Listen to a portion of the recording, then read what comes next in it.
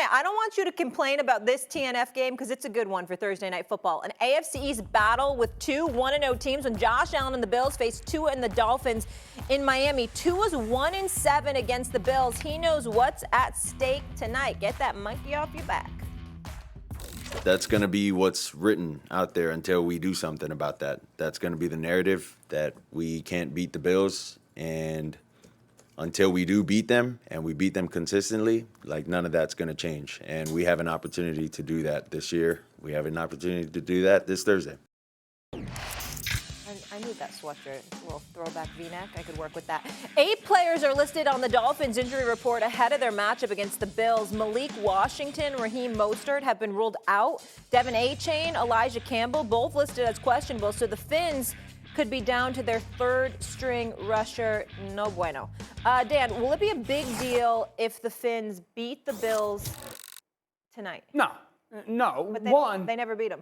One, Buffalo's secondary is basically completely different than last year. Taron Johnson, their starting nickel, is out. He's one of the best in all of football. Remember, those two safeties, Poyer and Hyde, no longer there. Yeah. Tre'Davious White, no longer there. So, Tua in this offense is going against a secondary that is very different than what maybe the national perception of is when it comes to the Buffalo Bills defense. Also this, if they win tonight, you know what everyone's going to say? What? Do it in Buffalo. That's what everyone's going to say, and rightfully so. That's fair. So, yes, go play well and get a win, and you'll be 2-0, and that will be a big deal. Do it in Buffalo. That is what everyone is going to say, because this is going to be the conversation about this football team, just like it was last year, and I don't think it's necessarily unfair. If you get the 1 seed and you get to play home playoff games, you got a chance to make your run. If you got to go on the road and maybe weather becomes a part of that conversation, then no one's going to believe in you, rightfully so or not. You're the Indianapolis Colts of many years ago.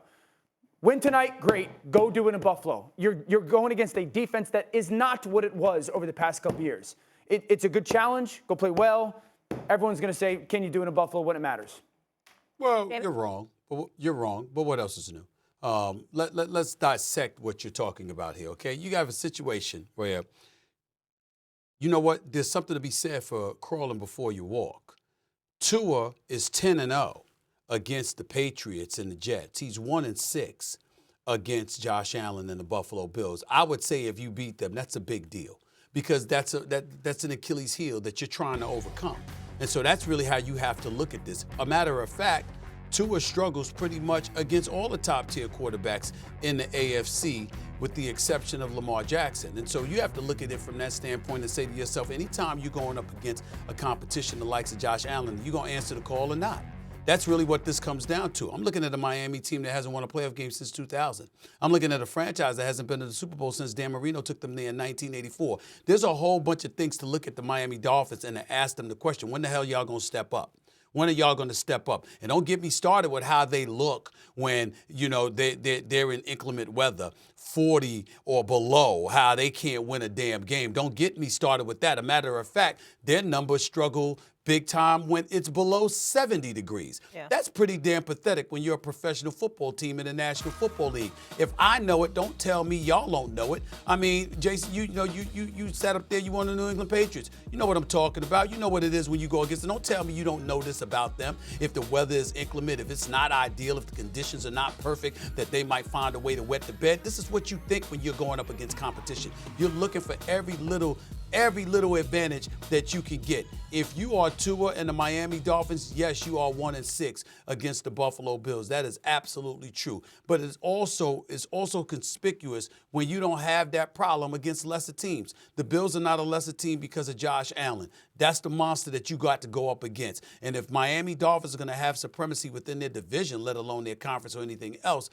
he's going to have to step up and answer the call. This is the league's leading passer in yards last year. He started off week 1 with 338 yards and an 80-yard touchdown pass to Tyreek Hill. You do it against everybody else, find a way to do it against Josh Allen. You're right. And J-Max, Stephen A. knows what it's like to struggle in inclement weather, so he can relate to those conditions. Hey, once he goes outside. Am I right or am I right? Once he goes outside with that suit on in Miami, he's going to struggle in that weather for sure. You need a towel.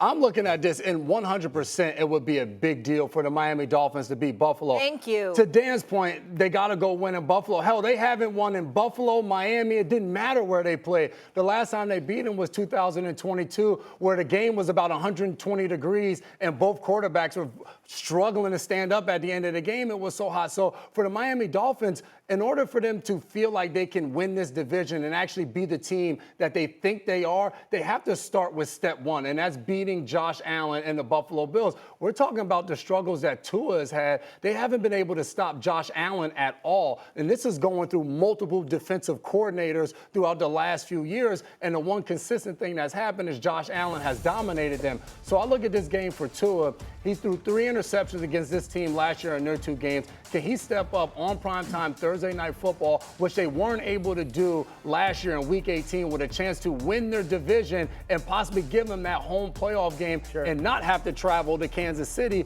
where they're a team who they could definitely benefit? We're talking about inclement weather. We're talking about Miami going playing in the cold. If they can win and get home field advantage throughout the playoffs and force teams in January to come play in Miami, I mean, that's a huge advantage for them with the type of heat that they have. I'll give you guys both that. Like, yes, that is a big deal. I've talked about it this whole offseason as well. The Dolphins' final 8 games are absolutely brutal. Yeah. I mean, they are brutal. They got to go on the road a bunch to cold weather places and against good football teams. I think they go to Baltimore, to Buffalo, to the Jets. So to pad your wins at the start of the year, I will give you as an advantage. We both know, all 4 of us know, the Dolphins win tonight. When this game comes around later in the season, everyone is going to say, what you did in Miami doesn't matter, because now you got to go on the road. So, yes, I understand it's a win, and you would get to 2-0, and that matters. We're all still going to say, unless you are the 1 seed, you are going to struggle till but you don't go. Think it matters for guys in that locker room that have never beat Buffalo? Like, there's guys there that you get to Miami, you've never beaten a Buffalo Bills team. I think it means something to know that, you know what, we can beat this team. Against Josh Allen, Patrick Mahomes, and Joe Burrow, the brothers 1-10. See, to me, Dan is looking at this all wrong. You're looking at it as, okay, if he wins tonight, it's just another game. I'm saying you going up against monsters when you answer the call. That goes a long way. That elevates your level of confidence, because when going up against them, you got a situation here where it's like, all right, I handled my business when they came to Miami. I need to do that when I get to Buffalo. I need to do that come playoff time. It doesn't matter where the locale is. I got to answer the call. But in the end, if I'm 1-10 against cats, that resonates. That goes a long way towards affecting my confidence, one would believe. And I think anytime you're going up against them and you see them across the field, no matter what obstacles you are, because they ain't playing defense, that's not who you have to go against literally, but that's who you're going to be measured against. And the fact that you're going to be measured against them, you got to step your game up and answer the call. That's all I'm saying, Dan. Right. And I don't think that could be denied or refuted. Can I get to Josh Allen now? Please. Cool, because he's been practicing while wearing a glove on his left non-throwing hand after an injury he suffered in Game 1. He's not sure if he's going to wear it tonight. Stephen A., do you feel like he needs to play less physically? I believe so. I know that I'm mindful, and I'll defer to Dan and Jay in regards to, okay, you don't want to take away from somebody's game. You got to let them be themselves. But in the same breath, he's so vital to the organization's success. You want to protect him, even if it means protecting him from himself. Like, for example, you see him running in there for that touchdown. The hard reality is you don't want to see him doing that. As incredible as it is for him to be able to do those things, what if his knee had gotten jacked up on that particular play? You got to think like that sometimes. You know, listen, there's a reason that Tom Brady, There's a reason that Tom Brady and Peyton Manning and Eli Manning and all of those guys will go down when a quarterback came in their direction. You know what? You live to fight another day. You live to fight another play.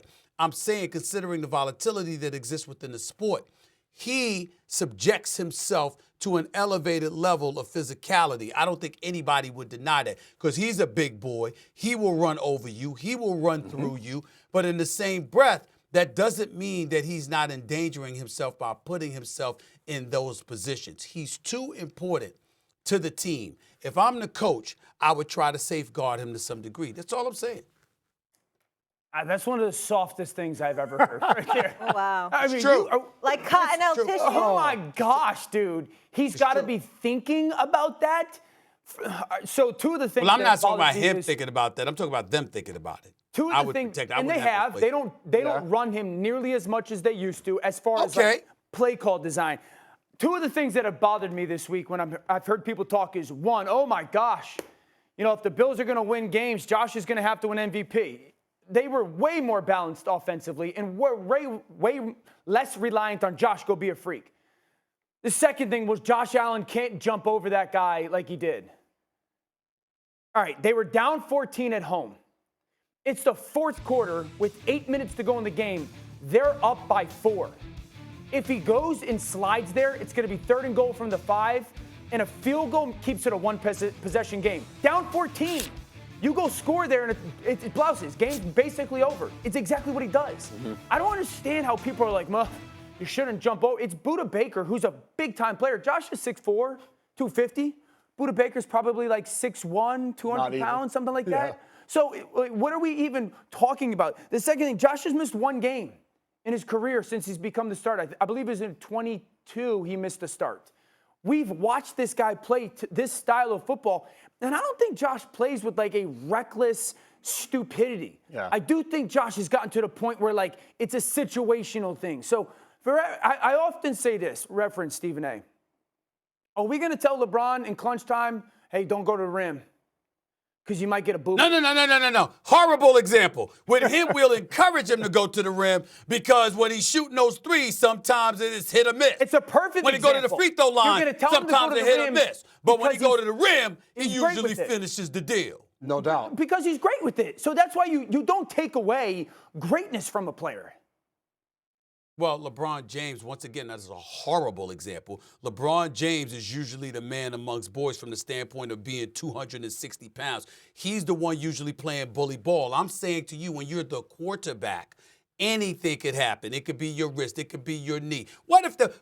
Listen, and by the way, I'm not trying to imply that in the middle of the action that he shouldn't have made the play that he played. I'm not trying to say that, Dan. I'm simply saying that while you're going out there to play on a week in, week out basis, recognizing how vital you are to the success of the franchise, as the quarterback position, considering how violent the game is, putting yourself in certain positions is kind of something that you want to avoid. That's all I'm saying.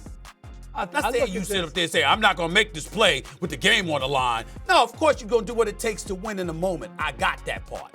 But they should not be subjecting him to an elevated level of physicality, more so than he's already going to experience, because you need him. And this is the NFL. There are men out there. They will hurt that brother. I don't care how big and strong he is. They will hurt him. I think with Josh Allen is, all right, don't go run over a defensive lineman or a linebacker, but when you get into the secondary, go make a play. I look at Stephen A. If ESPN goes to Stephen A. and they say, hey, we just need you, don't say anything too reckless. Just like simmer it down and keep it on the baseline. It's just like, no, like you got to go be who you are to become the guy you are. And I think with Josh Allen, one of the things that's terrifying as a defender is you don't know when that type of play is going to happen. Remember earlier in his career, he jumped over a linebacker in Anthony Barr and everybody sat there and you were astonished. Those are the type of plays that makes Josh Allen himself. They need those plays in Buffalo. And there was a point where talking to guys on that team where it was just like, well, we go as far as 17 takes us. Everything was about just Josh Allen, from play design to everything they do. Well, now with Joe Brady, to your point, their offensive coordinator, Dan, they're running the ball a lot more, and he's not asked to make that many of those plays. But I think the smart move for him is, hey, run out of bounds when you scramble, but at times where you can go make a play like that, go be yourself and be the terrific athlete and player you are. Fair.